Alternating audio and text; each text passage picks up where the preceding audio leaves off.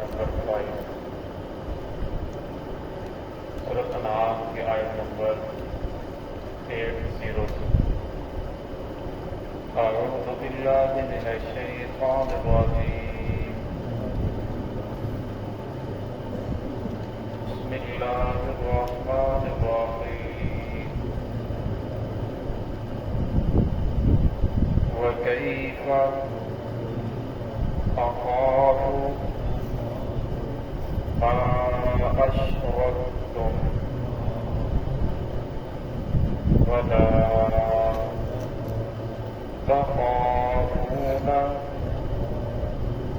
أنكم أشركتم بالله ما لم ينزل به عليكم سلطانا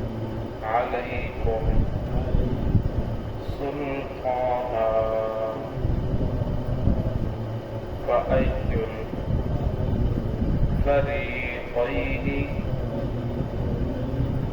أحق بالأمن إن كنتم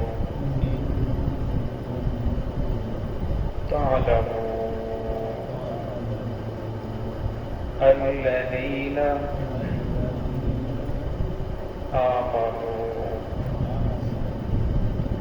ولم يلبسوا إيمانهم بظلم أولئك لهم الأمن وهم مهتدون.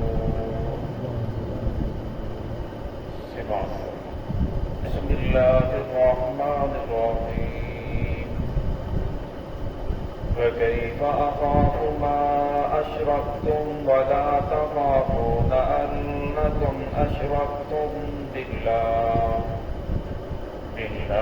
ما لم ينزل به عليكم سلطانا فأي الفريقين أحق بالأمن إن كنتم تعلمون الذين آمنوا ولم يلبسوا إيمانهم بظلم أولئك لهم الأمن وهم مهتدون.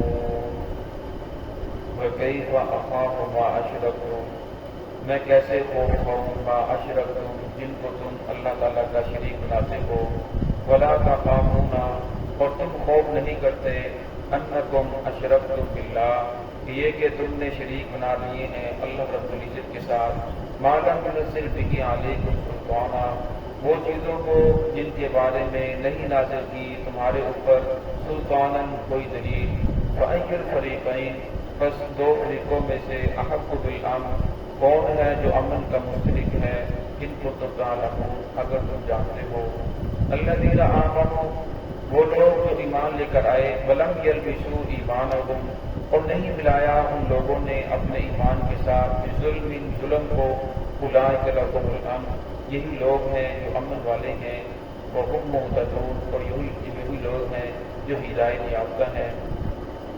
گزشتہ آیات سے ابراہیم علیہ السلام کا تذکرہ چل رہا تھا. ابراہیم علیہ السلام نے جب قوم کے سامنے اپنی بات کو بیان فرمایا تو قوم آگے سے کہنے لگی کہ آپ نے ہمارے بتوں کو ہمارے خداؤں کو برا بھلا کہا ہے ان کی توقیر کی ہے توہین کی ہے تو لہذا آپ کو ڈرنا چاہیے ہمارے خداؤں نے آپ کو پکڑ لینا ہے اور آپ کو سزا دیں گے آپ کے اوپر پکڑ آنے والی ہے تو سزا کے اندر تم مبتلا ہو جاؤ گے.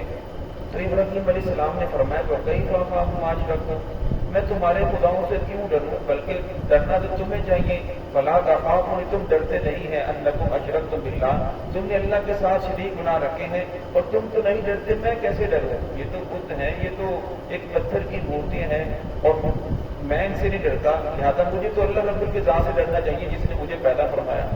ولا تقربوا، حالانکہ تمہیں اس ذات سے ڈرنا چاہیے انکم اشرکتم باللہ، جس کے بارے میں تم شریک بنا رہے ہو ما لم ينزل به علیکم سلطانا، حالانکہ اللہ رب العزت نے اس کے بارے میں تمہارے اوپر کوئی دلیل نازل نہیں فرمائی. کسی دلیل کے ذریعے تم بات نہیں کر رہے کہ تمہارے پاس کوئی دلیل ہو جس سے پتہ چلے کہ واقعی یہ اللہ رب العزت کے شریک ہیں. جب انہیں اس طرح کی بات کرتے تو پھر وہ آگے سے کہتے کہ نہیں ہم انہیں خدا نہیں مانتے بلکہ ہاں اولائی شفاعتنا عند اللہ، یہ اللہ رب العزت کے ہاں ہمارے سفارشی ہیں، ہماری سفارش کریں گے تو پھر ہمارا بیڑا پار ہو جائے گا. اللہ رب العزت ان کی سفارش کو ٹالتا نہیں ہے. اور پھر وہ آگے سے مثال دیتے کہ جس طرح کسی صدر کو ملنا ہو تو انسان ڈائریکٹ جا کر تو صدر کو نہیں مل سکتا، پہلے وزیر اعظم کے پاس جائے گا، وزیر اعلیٰ کے پاس، ایم پی ایم این اے کے پاس جائے گا، پھر وہ سے لے کر صدر کے پاس جائے گا، تب جا کر ملاقات ہو سکتی ہے. تو ایسے تو ملاقات نہیں ہو سکتی. اور پھر وہ مثال دیتے اگر چھت پہ چڑھنا ہو تو اس کے لیے سیڑھیوں کی ضرورت ہوتی ہے. اس لیے ہم ان بتوں کو پکارتے ہیں، ان کی مورتیاں بنا کر رکھی ہوئی ہیں، ہم انہیں خدا نہیں سمجھتے بلکہ یہ ہمارے سفارشی ہیں. اللہ رب العزت نے آگے 11ویں پارے کے اندر اس کی مثال کو بیان فرمایا فلا تضربوا للہ الامثال، فرمایا اللہ رب العزت کی مثالیں بیان نہ کرو. ان اللہ یعلم، بے شک اللہ رب العزت جانتا ہے ما لا تعلمون، جو تم نہیں جانتے. فرمایا کسی صدر کو، وزیر اعظم کو، کسی بڑے کو ملنا ہو تو اس میں تو معلوم نہیں ہوتا جو مجھے ملنے کے لیے آ رہا ہے وہ فائدہ پہنچانے کے لیے آ رہا ہے یا نقصان دینے کے لیے آ رہا ہے، مجھے گولی مارنے کے لیے آ رہا ہے یا واقعی اس سے کوئی کام ہے. فرمایا جو چھوٹے طبقے کے لوگ ان سے بتاتے ہیں کہ اس کی فلاں مجبوری ہے، فلاں پریشانی ہے، فلاں مقصد کے لیے تجھے ملنے آ رہا ہے. فرمایا وہ نہیں جانتے. ان اللہ یعلم، اللہ تو جانتا ہے. انہ علیم بذات الصدور، وہ تو تمہارے دلوں کی بات کو بھی جاننے والا ہے. فرمایا جو میرے ہونٹوں نے حرکت نہیں کی، دل کے اندر ابھی بات پیدا ہوئی، فرمایا اللہ رب العزت تو وہ بھی معلوم ہے. فرمایا اللہ رب العزت کے پاس پہنچنے کے لیے تمہیں کسی سفارشی کی ضرورت نہیں کہ پہلے تم اسے جا کر سجدہ کرو پھر وہ تمہاری بات لے کر اللہ رب العزت کے پاس جائے. فرمایا فنحن اقرب الیہ من حبل الورید، یہ جو تم مثال دیتے ہو کہ چھت پر چڑھنے کے لیے سیڑھیوں کی ضرورت ہے، فرمایا چھت تو دور ہے اس لیے چڑھنے کی ضرورت ہے. فنحن اقرب، میں تو تمہاری شاہ رگ سے بھی زیادہ قریب ہوں. میرے بندے آپ مجھ سے سوال تو کریں، میں آپ کے سوال سننے کے لیے تیار ہوں. تو اللہ رب العزت نے فرمایا کہ آپ کو میرے تک پہنچنے کے لیے کسی اور کے سامنے، کسی اور کے در کے دھکے کھانے کی ضرورت نہیں. ہارون رشید رحمۃ اللہ علیہ وقت کے بادشاہ ہیں، ان کے پاس کوئی اپنی کام کے لیے آیا اور جب دیکھا کہ بادشاہ وقت نماز پڑھنے کے بعد ہاتھ اٹھا کر دعا مانگ رہے ہیں، اس نے فقیر نے بات کے اندر پوچھا کہ آپ یہ نماز پڑھنے کے بعد کیا کر رہے تھے؟ وہ کہنے لگا کہ میں اپنے رب سے مانگ رہا تھا. تو واپس چلا گیا. آپ نے کہا آپ کس مقصد کے لیے آئے تھے؟ کہنے لگے کہ تو بھی فقیر ہے، میں بھی فقیر ہوں، جس خدا سے تو مانگ رہا تھا میں بھی جا کر اسی سے مانگ لیتا ہوں. اور میں بندہ اللہ رب العزت اپنے بندے کی سنتے ہیں، لیکن فرمایا بندے کو اللہ کی ذات کے اوپر یقین کم ہو جاتا ہے. فرمایا جب بندہ جا کر کسی اور کے در کے جھکتا ہے، سجدہ کرتا ہے، کسی قبر کو پکارتا ہے تو اللہ رب کہتے ہیں تو میرا ہی بندہ، اللہ رب اس کو وہیں سے دینا شروع کر دیتے ہیں. لیکن اس کا یقین بن جاتا ہے کہ جب تک میں جا کر اس اللہ والے کو، اس قبر کو، اس مورتی کو سجدہ نہیں کروں گا اس وقت تک میرا کام نہیں بنے گا. اللہ ایسی بات نہیں ہے. اور میں اللہ رب العزت دلوں کے بید کو بھی جاننے والا ہے. موسیٰ علیہ السلام کی مجلس کے اندر دعا بارش نہیں ہو رہی تھی، موسیٰ علیہ السلام نے دعا کی کہ رب العالمین یہ لوگ پریشان ہیں، جانور بھوکے مر رہے ہیں پیاس کی شدت کی وجہ سے، آپ بارش نازل فرمائیں. اللہ رب نے فرمایا کہ اے موسیٰ اس مجلس کے اندر ایک ایسا بندہ بیٹھا ہے جو بڑا نافرمان ہے، جب تک وہ اس مجلس سے اٹھ کر نہیں چلا جائے گا اس وقت تک بارش نہیں ہوگی. اب جو گناہ گار تھا اسے بھی پتا تھا کہ میں نے یہ گناہ کیا ہے، اس نے دل ہی دل کے اندر توبہ کی. رب العالمین میں تو سب کے سامنے رسوا ہو جاؤں گا. دل ہی دل کے اندر توبہ کی، اللہ مجھے معاف کر دیں. تو بارش برسنا شروع ہو گئی. جو حاضرین مجلس کے اندر بیٹھے تھے انہوں نے پوچھا کہ موسیٰ نے تو کہا تھا یہاں مجلس سے ایک بندہ اٹھ کر جائے گا پھر بارش ہوگی. تو بارش برسنا شروع ہو گئی. موسیٰ علیہ السلام جب اللہ رب سے دوبارہ ہم کلام ہوئے فرمایا رب العالمین آپ نے تو کہا تھا کہ وہ بندہ اٹھ کر جائے گا پھر بارش برسنا شروع ہوگی، جب تک وہ معافی نہیں مانگے گا بارش نہیں ہوگی. تو مجلس سے بندہ تو کوئی بھی نہیں اٹھا، بارش برسنا شروع ہوگی. تو اللہ رب نے فرمایا کہ اس بندے نے میرے ساتھ صلح کر لی. تو موسیٰ علیہ السلام نے پوچھا یا اللہ وہ بندہ کون تھا؟ فرمایا جب اس کی میرے ساتھ جنگ تھی، فرمایا اس وقت میں نے نہیں بتایا، فرمایا اب اس نے میرے ساتھ صلح کر لی ہے.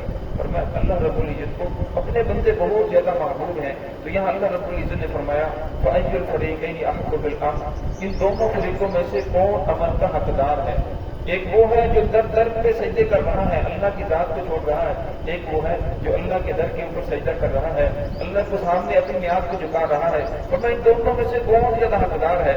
قرآن پاک کے اندر اللہ رب العزت دوسری جگہ ارشاد فرمایا ارأیت من اتخذ الہہ ہوا، کہ آپ نے ان لوگوں کو دیکھا ہے جن لوگوں نے اپنی خواہشات کو اپنا معبود بنا لیا ہے، اپنے نفس کو اپنا معبود بنا لیا ہے۔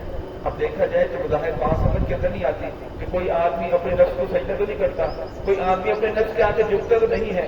تو ورنہ اس سے مراد یہ ہے کہ جس طرح اللہ رب العزت کا حکم ماننا چاہیے تھا، جس طرح وہ اپنے نفس کا حکم مان رہا ہے، اللہ رب العزت کے مقابلے میں جو دل کے اندر بات آتی ہے اسی کے پیچھے چل رہا ہے، یہ نہیں دیکھتا کہ اللہ رب العزت کا حکم کیا ہے، محمد رسول اللہ صلی اللہ علیہ وسلم کا فرمان کیا ہے، جس کام کے پیچھے میں چل رہا ہوں کیا یہ جائز ہے ناجائز ہے، ورنہ وہ اس کی پرواہ نہیں کرتا بلکہ خواہشات نفس کے پیچھے چل رہا ہے۔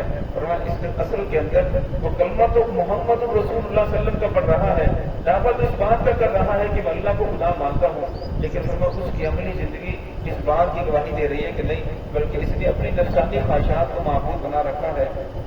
تو یہاں اللہ رب العزت فرمایا فأی الفریقین، ان دونوں فریقوں میں سے احق بالامن، امن کا حقدار کون ہے؟ جو خالص اللہ کو پکارنے والا یا جو شرک کرنے والا؟ تو پھر اللہ رب العزت فرمایا ان کنتم تعلمون، اگر تم جانتے ہو تو بتلاؤ۔ آگے پھر اللہ نے خود ہی جواب دیا الذین آمنوا، وہ لوگ جو ایمان لے کر آئے، ولم یلبسوا، اور انہوں نے نہیں ملایا ایمانہم، اپنے ایمان کے ساتھ، بظلم، ظلم کو۔ اب صحابہ کرام نے جس وقت یہ آیت سنی تو نے سمجھا کہ ظلم سے مراد انسان کو گناہ کر لیتے ہیں تو وہ بھی ظلم میں اپنے اوپر جاتی کرتا ہے۔ ہمیں یا رسول اللہ ہمیں یہ بات سمجھ کے اندر نہیں آئی، تو اس کا مطلب یہ ہے کہ ہم میں سے کسی کو بھی امن حاصل نہیں ہے، جیسا انسان ہے غلطی انسان سے وہ جاتی ہے۔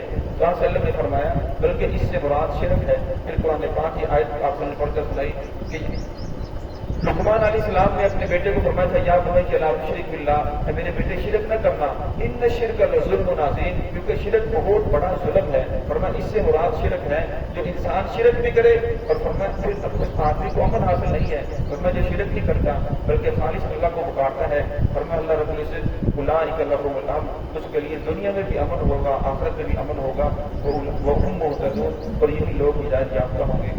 تو ہے کہ اللہ رب العزت ہمیں بھی انہی لوگوں کے اندر شامل فرمائے۔ بسم اللہ۔